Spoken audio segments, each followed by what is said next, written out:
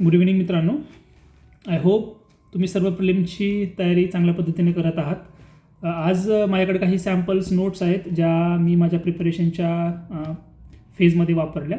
I hope की यातून तुम्हाला काही आयडिया येईल की कशा पद्धतीने तुम्ही नोट्स बनवल्या पाहिजे आणि कशा पद्धतीने तुम्ही त्या इफेक्टिव्हली रिवाईज करू शकता.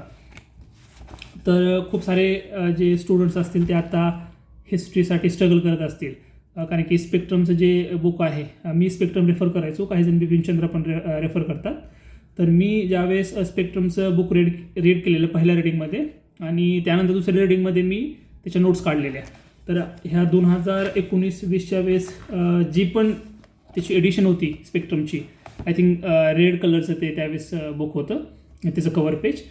त्या बुक्समधून ह्या मी नोट्स काढलेल्या आणि ह्या नोट्स सुरुवातीला आपल्या नोटबुकमध्ये A4 शीट्समध्ये आणि ह्याच्यामध्ये काढलेल्या आणि त्यानंतर पुन्हा प्रिंट केल्यात, कारण की ज्या ओरिजिनल माझ्या नोट्स होत्या त्या खूप दिवस वापरल्यामुळं त्या तुटून जाण्याची भीती होती मला, आणि त्यामुळे मी त्याच्या प्रिंटआउट काढून घेतलेला आणि प्रिंटवाल्या ह्या नंतर मी रेफर करायचे. ह्या माझ्या स्वतःच्याच नोट्स आहेत ज्याच्या मी प्रिंट काढलेल्या.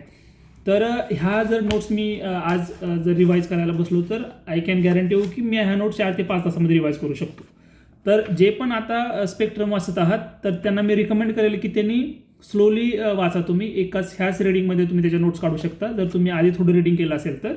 आणि एक्झामिनेशनच्या 1 महिना आधी जरी तुमच्या नोट्स कंप्लीट असल्या स्पेक्ट्रमच्या तरी सगळे तुम्ही ते 1-2 दिवसामध्ये सुद्धा त्याच्या 2 रिव्हिजन करू शकता. तर याचा मला फायदा असा झाला की त्यानंतर मी कधी स्पेक्ट्रमचं बुक रेफर नाही केलं. मी ह्याच नोट्स रेफर करायचो आणि मला जे पण नवीन पॉईंट्स मी डिस्कवर करायचो की कोणत्या एका टेस्ट सिरीजमध्ये असतील किंवा प्रिव्हियस इयर्स क्वेश्चन्स असतील किंवा डिस्कशनमधून असेल किंवा कोणी NCERTच्या नोट्स काढलेल्या असतात ते सांगतात, त्यावेळेस त्या गोष्टी मग मी ह्याच्यामध्ये नोट डाऊन करून घ्यायचो. त्यामुळं NCERTचे पण मटेरियल, PYQ, क्वेश्चन्स पेपरमध्ये आलेल्या गोष्टी आणि स्पेक्ट्रम हे सर्व मी ह्याच्यामध्ये कंपाईल करत जायचो आणि ह्यालाच रिवाईज करायचो. त्यामुळं एकच रिसोर्स असल्यामुळं ह्या गोष्टी, आणि बऱ्यापैकी ह्या गोष्टी फॅक्च्युअल स्पेक्ट्रमच्या नोट्स आहेत. मी तुम्हाला म्हणेल की ज्यावेळेस तुम्ही मॉडर्न हिस्ट्रीच्या नोट्स काढा त्यावेळेस फॅक्च्युअल ओरिएंटेडच काढा, कारण त्यावरती बेस्ड तुम्हाला मेनचे आन्सर पण लिहिता येतील. आणि दुसरी गोष्ट आहे की जे स्पेक्ट्रमचे शेवटचे जे अपेंडिसेस आहेत ते जसे तसे तुम्ही प्रिंट करून घ्या. ज्यावेळेस तुम्ही हे जसे तसे प्रिंट करून घ्याल त्यावेळेस त्याला ते बुक छोटं आहे त्यामुळे त्याला तुम्ही झूम करून मोठ्या A4 शीटवरती त्याचे प्रिंटआउट काढा, ताकी तुम्हाला ते वाचताना थोडं हे वाटेल, व्यवस्थित वाटेल. आणि जे फॅक्च्युअल गोष्टी आहेत त्याला तुम्ही अंडरलाईन करू शकता आणि त्याला हायलायटर पण वापरू शकता. त्यामुळे तुमच्या दुसऱ्यांदा रिवाईज करताना ह्या नोट्स फास्ट होऊन जातील. आणि मोर ऑर लेस तुम्ही हे स्पेक्ट्रममध्ये जे सुरुवातीचे ज्यांनी मेजर इव्हेंट दिलेत, अँटी पार्टिशन मुवमेंट असेल किंवा non cooperation movement, civil disobedience movement, quit India movement, तर ह्याचं सुरुवातीला दिलेले आहेत कोणकोणत्या पर्सनॅलिटीज आणि त्यांचं काय कॉन्ट्रीब्युशन होतं. तर ह्यामध्ये पण तुम्ही इम्पॉर्टंट पर्सनॅलिटीजलाच अंडरलाईन करा आणि त्यांचे जे जर्नल्स असतील किंवा त्यांनी कोणती एखादी ही इन्स्टिट्यूट सुरू केली असेल किंवा एखादी ऑर्गनायझेशन सुरू केली असेल तर ह्या सर्वांचं तुम्ही फॅक्च्युअलला अंडरलाईन करू शकता. त्यानंतर इम्पॉर्टंट पार्ट येतो तो म्हणजे तुमचा गव्हर्नर जनरल्स आणि व्हाईसरॉयचा. तर हे खूप इम्पॉर्टंट आहे. खूप जणांना असं वाटतं की हे व्हाईसरॉय आणि गव्हर्नर जनरल वाचून हे होणार नाही, खूप फॅक्च्युअल आहे. परंतु जर तुम्ही ह्यांचा टाईम पिरियड लक्षात ठेवला आणि ह्या गव्हर्नर जनरलमध्ये वेगवेगळ्या पिरियडमध्ये कोणकोणत्या गोष्टी इम्पॉर्टंट झाल्या हे जर तुम्ही लक्षात ठेवलं तर त्याच्यावरती 2 क्वेश्चन तर तुमचे कंप्लीट होतात. एक म्हणजे जो टाईमलाईन बेस्ड क्वेश्चन असतो आणि सेकंड क्वेश्चन असतो जो पेअरचा क्वेश्चन असतो. खूप वेळा ते पेअर विचारतात आणि 1 करेक्ट 2 करेक्ट असं असतं, तर ते वाले क्वेश्चन बऱ्यापैकी ह्याच्यावरती सॉल्व्ह होऊ शकतात आपल्याला. आणि टाईमलाईन बेस्ड हमखास दरवर्षी एक क्वेश्चन असतो, तो पण ह्याच्यावरती शॉर्ट सुटतो. आणि हे जर तुम्ही पाठ केलं, तुम्हाला लक्षात ठेवलं किंवा जास्त वेळा वाचलं तर तुम्हाला ह्या गोष्टी मेन्समध्ये पण तुम्हाला ह्या हेल्प करतात. ज्या पद्धतीनं ते क्वेश्चन्स विचारतात त्यावेळेस तुम्हाला ते राईट करताना ह्याची नक्कीच मदत होईल. तर अशा पद्धतीने तुम्ही पुन्हा ह्याला वारंवार रिवाईज करू शकता जेणेकरून ह्या गोष्टी तुमच्या खूप साऱ्या लक्षात राहतील. त्यानंतर शेवटी पण ह्याच्या इंडियन नॅशनल काँग्रेसचे सेशन्स, त्याच्यानंतर peasants movement, social religious reform movement, various caste movement आणि जर्नल्स आणि न्यूजपेपर्स. तुम्ही खूप वेळा तुम्हाला नवीन जर्नल्स, न्यूजपेपर्स पाहायला मिळतील, ते तुम्ही ह्याच्या शेवटी ॲड करू शकता आणि त्यांना रिवाईज करू शकता. तर मॉडर्न हिस्ट्रीमध्ये तुम्हाला जर व्यवस्थित मॉडर्न हिस्ट्रीमध्ये स्कोर करायचा असेल तर ह्या 2 गोष्टी खूप इम्पॉर्टंट आहेत. आय वुड सजेस्ट की you make notes of spectrum factually, आणि त्यानंतर तुम्ही त्याचे स्पेक्ट्रम आहे त्याला तुम्ही स्पेक्ट्रममध्ये जे अपेंडिसेस आहेत त्याला तुम्ही कट करून घेऊ शकता किंवा प्रिंट करू शकता आणि त्यानंतर त्याला रिवाईज करू शकता. तर ह्या 2 गोष्टी खूप वेळा रिवाईज केलेल्या मी, आणि याचा मला प्रत्येक एक्झामिनेशनमध्ये फायदा झाला. दुसरी गोष्ट आहे की जिओग्राफीमध्ये 6 to 12 ज्या जिओग्राफी आहे ते इम्पॉर्टंट आहेत. 6 to 12 तुम्ही वाचल्याच पाहिजे, आणि आय वुड रिकमेंड की तुम्ही त्याच्या नोट्स काढा. आणि जे 11th फिजिकलचं जे NCERTचं बुक आहे त्याच्या नोट्स काढणं थोडं डिफिकल्ट आहे, कारण त्याच्यामधून खूप सारं एक नवीन NCERT तयार होऊ शकते जर तुम्ही नोट्स काढत गेलात तर.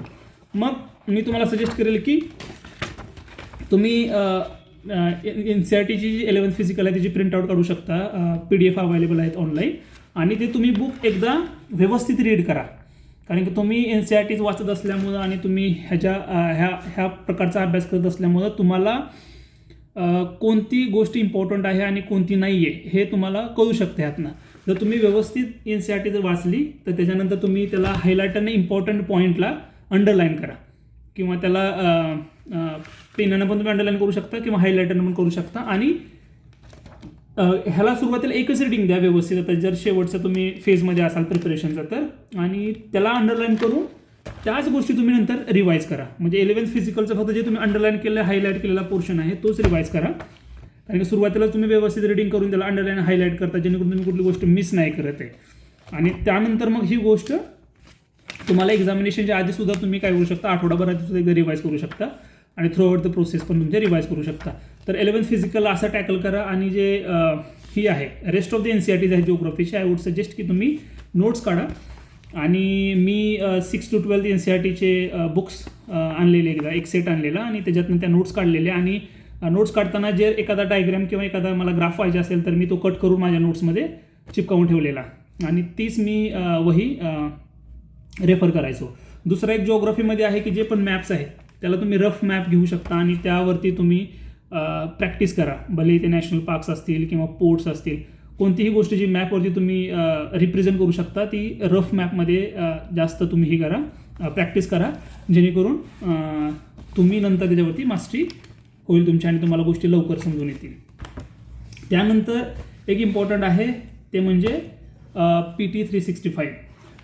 तर ज्यांनी रेग्युलरली हे केलेलं आहे, न्यूजपेपर वाचलेला आहे आणि मंथली मॅगझिन वाचलेला आहे, त्या लोकांनासुद्धा खूप सारा हे असतो की डिलेमा असतो की whether I should read PT 365. आणि त्यांची ज्यावेळेस प्रिलिम्सची एक्झामिनेशन जवळ येते त्यावेळेस खूप जणांना असं वाटतं की PT वाचले पाहिजे, आणि त्यांचं लक्ष मग इकडं स्टॅटिकच्या ह्याच्यामध्ये लागत नाही आहे. त्यासाठी एक मिडल पाथ आहे. तुम्ही काय करू शकता की जे पण PTचे तुमच्याकडे बुकलेट आलेलं आहे त्याची जी इंडेक्स आहे त्याला तुम्ही असं प्रिंट करा, म्हणजे तुम्हाला ॲक्च्युअल इंडेक्स अशी आणि अशी दिसेल, पण तुम्ही वर्ड फाईलमध्ये काय करा, तुम्ही एकच साईडची इंडेक्स अशी प्रिंट करून घ्या, आणि प्रत्येक तुम्ही सर्व इंडेक्स अशा एका पेजेसवरती प्रिंट करून घेऊ शकता. अशा पद्धतीनं फक्त एका साईडला तुम्ही प्रिंट करून घ्या. आणि तुम्हाला काय करायचं आहे की ते जे PT 365चं बुकलेट आहे ते तुम्ही ओपन करू शकता, इंटरनेटवर ओपन करा, किंवा तुम्ही ॲक्च्युली फिजिकलमध्ये पण घेऊ शकता.